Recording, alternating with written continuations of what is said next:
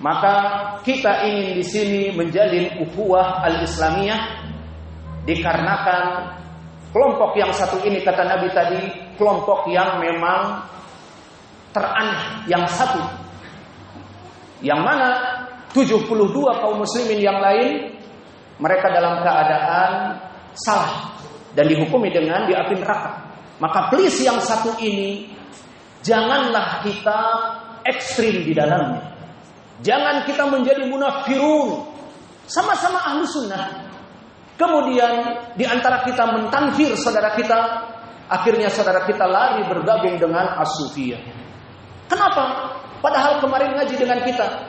Iya, tapi setelah ada urusan pribadi dengan fulan, dengan alan, atau bahkan dengan pembina atau dengan pengurus, kemudian akhirnya dia sempit dadanya. Lebih baik saya bergabung dengan sururiin yang di mana-mana keeping smile, atau dengan jama'atut tabligh yang di mana-mana keeping smile. Kalau ya akhi bi khair, ini lebih baik daripada bergabung dengan salafi yang keras misalnya atau munafirin. Itulah.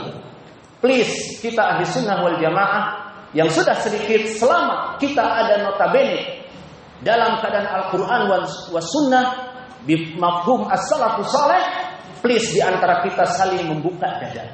Please di antara kita mengetahui ini urusan pribadi. This is something wrong from the person. Ini kesalahan dari pribadi, bukan manhaj, bukan din, bukan Alkitab wa sunnah ala fahmi salafus saleh, bukan pribadi. Kenapa dimasukkan kepada manhaj? Kenapa setelah itu dijauhkan dari dairatus salaf? Ini perlu diperhatikan. Islam yang sudah sedikit ahli sunnah ini, please jangan dikotomi lagi. Sudah jelas al-hajuriyun, sudah jelas kelompok-kelompok sururiyun dan juga as-sa'afifah, sudah jelas mereka bukan dari kita. Namun yang kita yang sama di sini, jangan pula di antara kita kemudian retak dan kita menanyakan bagaimana keadaan si fulan degree apa abu-abu, nggak kesini nggak kesana. Maksudnya nggak kesini nggak kesana? Ya kesini atau kesana wallahu alam yang jelas. Terus mauqifnya di mana? Ya mauqifnya ya wallahu alam. Alhasil selama dia berpegang kepada Al-Quran wa sunnah ala fahmi salafus saleh dan bukan dari kelompok as-sa'afiqah, bukan dari kelompok luqmaniyun, bukan kelompok yang menyempal, maka sudah jelas dia adalah saudara kita. Jika ada dari akhlak yang buruk, maka kita menasihatinya atau kita menyabarkannya. Sabari diri kita mengalah. Karena apa? Karena perkara itu masih dalam permasalahan gelanggang ahli sunnah. Saudara kita masih dalam keadaan gelanggang ahli sunnah. Maka kita masuk kepada tema yang kita kaji, keutamaan menjalin ukhuwah semanhaj dan seakidah. Maka ketahuilah ya ibadah Allah, setelah di pembukaan yang kami jelaskan bahwa kita ini kelompok yang stranger, yang terasing, yang sudah sedikit, please jangan dikotomi, dibagi-bagi lagi. Maka keutamaan bagi mereka orang-orang yang menjalin ukhuwah al-Islamiyah, khususnya ukhuwah as-salafiyah al-sunnah, mempunyai keutamaan yang besar. Dari keutamaan yang pertama, penyebab Allah mencintai kita, asbab mahabbatillah. The first, al-awwal, asbab mahabbatillah. Dalilnya yang pertama di hadis diriwayatkan oleh Imam Muslim dari Abi Hurairah. Inna rajulan zara akhan lahu fi qaryatin ukhra. Bahwa seseorang berziarah kepada saudaranya di negeri yang lain. Fa arsalallahu malakan fi madrajihi. Maka Allah mengutus malaikat untuk menanyakan kepada orang ini di saat dia keluar menaiki kendaraannya akan berangkat ke tempat saudaranya. Maka dikatakan, aina turid? Mau kemana kamu? Indi akhun fi qaryatin ukhra azuruh. Aku mempunyai saudara seiman, seakidah, semanhaj di desa yang lain dan aku ingin menziarahinya. Hal indakum min nikmatin tarubbuha. Pertanyaan di sini sangat penting. Kata malaikat, apakah penyebab yang menyebabkan engkau keluar bertemu dengan saudaramu di desa yang lain? Kita gambarkan kita. Dari Damasraya, Sumatera Barat ke Batam, naik pesawat, berjalan sekitar 1 jam pesawat, namun perjalanan jauh. Alhasil, untuk apa tujuan kamu? Apakah kamu mempunyai nikmat bersama saudaramu? Tarubuha seperti tender, bisnis, rapat karena permasalahan bisnisnya, ataupun dikarenakan permasalahan kamu bekerja dengannya butuh kepada gaji. Itu yang diinginkan, nikmatun tarubuha. Faqala la innama inni uhibbuhu fillah. Bukan masalah tender, bukan masalah bisnis, bukan masalah gaji dan yang lainnya. Never ever. Tapi inni uhibbuhu fillah. Aku mencintainya karena Allah. Aku safar jauh karena Allah.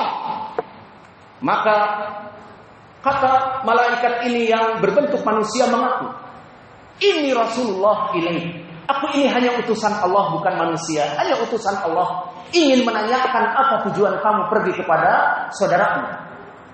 Kemudian setelah disebutkan bahwa aku ini hanya utusan Allah, maka kemudian malaikat ini mengatakan, innallaha qad ahabbaka kama ahbabtahu fihi.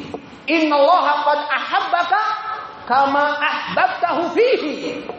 Maka Allah telah mencintai kamu dikarenakan kamu mencintai saudara kamu yang di negeri yang lain karena Allah Jalla wa'ala. Maka ini sebab yang pertama bahwa Allah Jalla wa'ala akan mencintai dari seseorang yang mencintai saudaranya fillah. Seseorang yang mencintai ustadznya yang dulu pernah mengajarinya kepada sunnah, kemudian dia tempatnya jauh, kemudian menziarahi ustadznya, atau sesama ahli sunnah, sesama dai ahli sunnah, yang mana dai ahli sunnah di seantero Indonesia berdakwah dengan berat dan bersabar. Maka kita sesama dai bersyukur kepadanya. Seperti saya terus terang bersyukur kepada Ustaz Wildan yang menjaga gawang salafiyah di Batam. Seperti itu gambarannya. Maka saya berazam untuk ziarah dari dulu. Alhamdulillah Allah berikan bisa berziarah di sini, dan insya Allah saya masuk kepada hadis yang kami sebutkan. Aina turid? Azuru akhon li fi quryatin ukhra. Maka ahabbakallah kama ahbabtahu bihi. Maka Allah telah mencintaimu dikarenakan kamu mencintai orang tersebut just for Allah. Bukan karena partai, bukan karena tujuan dunia, tapi karena Allah. Dan begitu pun dari tanda kecintaan Allah juga masih dari hadis yang lain, hadis yang diriwayatkan oleh Imam Malik di kitabnya Al-Muwatta dari jalan Abi Hazim ibni Dinar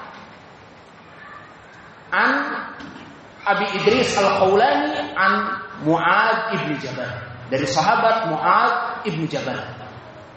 Maka di hadis Mu'ad ibni Jabal berkata Rasulullah sallallahu alaihi wasallam, Allah Ta'ala, berarti hadis qudsi, Allah berfirman, dikatakan wajabat mahabbati lil mutajalisina fiyya, wajabat mahabbati lil mutazawirina fiyya, wajabat mahabbati lil mutabadilina fiyya. Yang maknanya wajib kata Allah atas diriku kepada mereka, orang-orang yang mutajalisina fiyya, saling duduk dikarenakan aku, wal mutazawirina fiyya, saling berziarah karena aku, wal mutabadilina fiyya, saling bantu membantu. Jika sakit diberikan uang agar sembuh, jika ada pertanyaan dijawab, saling memberikan sumbangan dan sebagainya. Maka 3 perkara ini dengan dalil tadi di akhirnya fiya, karenaku, untukku, maka wajabat mahabbah. Kalimat wajabat dimakna furidat, maknanya diwajibkan atasku. Maknanya Allah memberikan statement, aku harus mencintai mereka. Wajabat mahabbah, diwajibkan untukku untuk mencintai. Siapa mencintai di sini? Bagaimana sifat-sifat mereka? Untuk al-mutajawirina fiyya, al-mutahabbina fiyya, al-mutabadilina fiyya. 3 perkara. Pertama, mereka orang-orang yang menziarahi. Mereka orang-orang yang saling mencintai. Dan mereka orang-orang yang ta'awun, saling membantu. Perlu diperhatikan dari segi ilmu lughah, terutama ilmu sharaf. Apa i'rab al-mutajalisina, ataupun dari segi sharafnya, dan juga mutahabbina, dan juga mutabadilina. Maka di sini adalah asalnya ismun fa'il. Namun dari fi'il apa? Dari wazn sharaf fa'ala yufa'ilu. Dari jalasa yujalisu, mutajalis. Dan begitu pun zawara yuzawiru, mutazawir. Dan begitu pun badala yubadilu, mutabadil. Apa faedah dari ilmu sharaf ala wazn? Fa'ala yufa'ilu, zawara yuzawiru, dan juga badala yubadilu, dan juga tentang mahabbah tadi, al-mutahabbi. Maka wazn fa'ala yufa'ilu memberikan makna saling. Berarti bukan satu orang, tetapi gayung bersambut. Maknanya wajabat mahabbati lil mutajalisina fiyya, lil mutazawirina fiyya, lil muhibbina fiyya, lil mutabadzilina fiyya. Maknanya saling gayung bersambut dalam 4. Saling menziarahi, saling mencintai, saling memberikan bantuan, dan saling duduk bersama. Maka di sini dari segi sharaf ala wazn fa'ala yufa'ilu, maknanya ada 2 orang atau lebih yang mereka itu saling melaksanakan simbiosis, mutualisme, sehingga terjadi duduk di majelis yang sama, ziarah di tempat yang sama, dan saling mencintai dalam perkara yang sama. Maka ini lafaz tidak sembarangan. Maknanya, saya mempunyai ustaz dan saya mencintainya, tapi ustaz saya tidak mencintai saya, misalnya. Ataupun saya mencintai si fulan karena salafi, tapi si fulan itu tidak mencintai saya. Ini dohirnya tidak masuk. Karena kenapa dia tidak mencintai ahli sunnah tersebut? Dipertanyakan, apakah dia hizbi? Apakah dia masuk kepada kelompok hizbiyah ataupun kelompok-kelompok sesat? Ini yang dipertanyakan. Kenapa tidak mau menerima kecintaan dari saudaranya ini? Kenapa menghukumi saudaranya padahal masalah pribadi kemudian tidak berbicara, tidak keeping smile, datang terserah. Yang jelas di antara kita ada sesuatu, maka di sini tidak masuk kepada mutajalisina fiyya, tidak masuk kepada mutahabbina fiyya, harus gayung bersambut. Maka ini faedah dari hadis ini. Dan hadis ini dari segi takhrijnya telah kami sebutkan tadi, diriwayatkan oleh Imam Malik di kitabnya Muwatta dari rawi-rawi yang semuanya thiqat. Seperti tadi kami sebutkan dari Mu'adz bin Jabal. Maka ada riwayat yang lain diriwayatkan oleh Imam Ahmad yang lafadznya hampir sama, namun dengan lafadz huqqat mahabbatan lil mutajalisina fiyya, lil mutahabbina fiyya, lil mutabadilina fiyya. Dan kalimat huqqat maknanya hakun alayya, maknanya wajib bagi Allah untuk mencintai mereka. Maka hadis ini hadis yang sahih. Telah disahihkan oleh Syekh kami Muqbil Al-Wadi'i di Jami' As-Sahih mimma laysa fi Sahihain. Maka dari dua hadis ini diriwayatkan oleh Imam Muslim dan juga diriwayatkan oleh Mu'adz bin Jabal menjadi pendalilan bagi kita tentang permasalahan keutamaan dari kecintaan kepada Allah Jalla wa Ala, dan dari keutamaan tersebut barakallahu fikum yang pertama tadi kami sebutkan bahwa dia itu min asbab mahabbatillahi ta'ala, dari penyebab kecintaan kepada Allah, kecintaan Allah kepada kita. Dan perkara yang kedua, istish'ar bihalawatil iman, bahwa kalau kita mencintai saudara kita karena Allah, maka akan terasa di dalam hati kita keimanan yang Allah berikan kepada kita. Maka akan merasakan manisnya keimanan di saat apa? Di saat kita mencintai saudara kita karena Allah. Mana pendalilannya? Di dalam hadis yang ma'ruf fi sahihain an Anas bin Malik, berkata Rasulullah sallallahu alaihi wa ala alihi wasallam, salatun man kunna fihi wajada halawatal iman. 3 orang yang akan mendapatkan di dalam hatinya kelezatan beriman kepada Allah. Dia merasakan iman yang kuat di hatinya kepada Allah. Dari 3 itu mungkin 2 kita pending karena untuk mengejar waktu. Maka yang satu adalah an ahabba al-mar'u li akhihi lillahi jalla wa ala.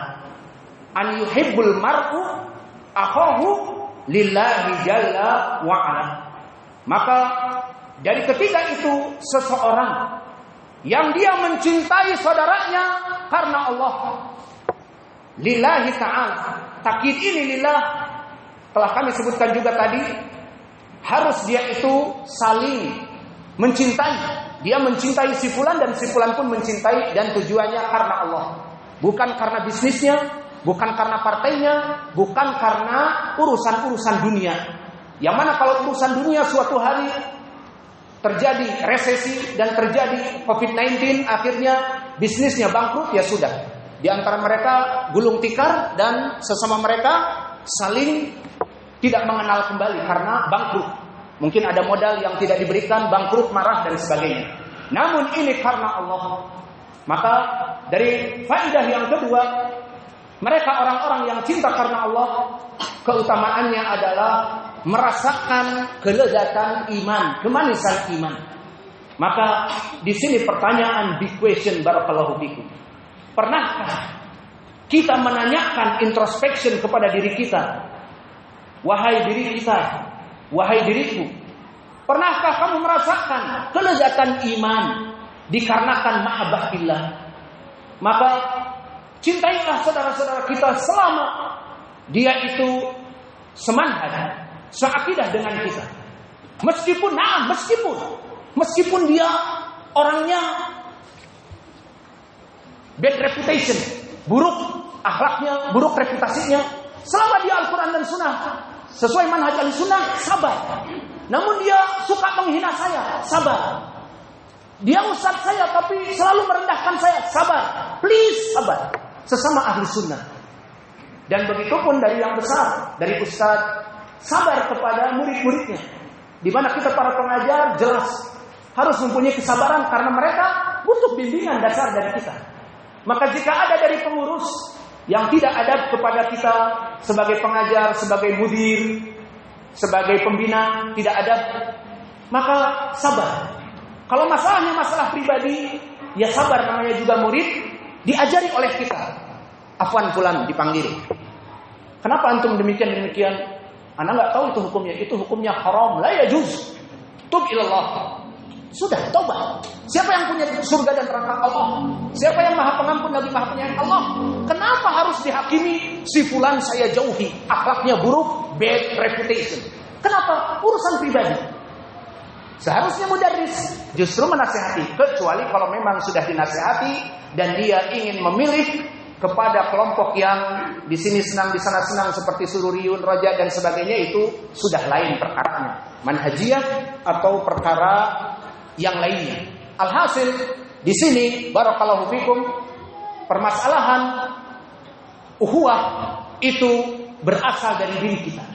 Maka dikatakan oleh Nabi tadi bahwa permasalahan ini adalah bisa tercek dengan kelezatan iman. Pernah merasakan diri kita merasa bersyukur kepada Allah, alhamdulillah Allah memberikan saya dalam keadaan manhaj Ahlussunnah dan bergabung dengan ustaz-ustaz as-salafiyin. Alhamdulillah, nikmat salat malam, recitation, murajaah dari Al-Quran yang kita hafal, nangis dan sebagainya. Alhamdulillah, salat, puasa, nikmat. Pernah merasakan introspeksi seperti itu? Di antaranya menjalin hubungan dengan sesama ahli sunnah, ukhuwah billah. Itu pun dari penyebab merasakan halawatul iman. Maka poin yang kedua tadi, keutamaannya apa? Yang di depan, siapa yang bisa menjawab? Istish'ar bihalawatil iman. Ahsantum. Good job.